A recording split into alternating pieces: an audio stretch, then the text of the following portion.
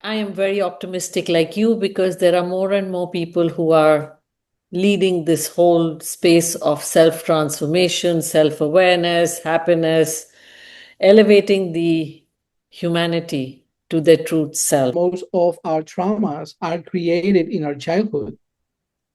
Below 7 years old, that's when the subconscious mind is being developed, and all the patterns and the beliefs are based on the memories and the experiences that we face.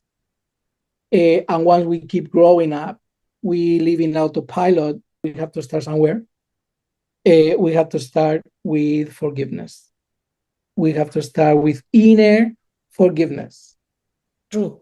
Understanding that guilt, shame, sadness are part of us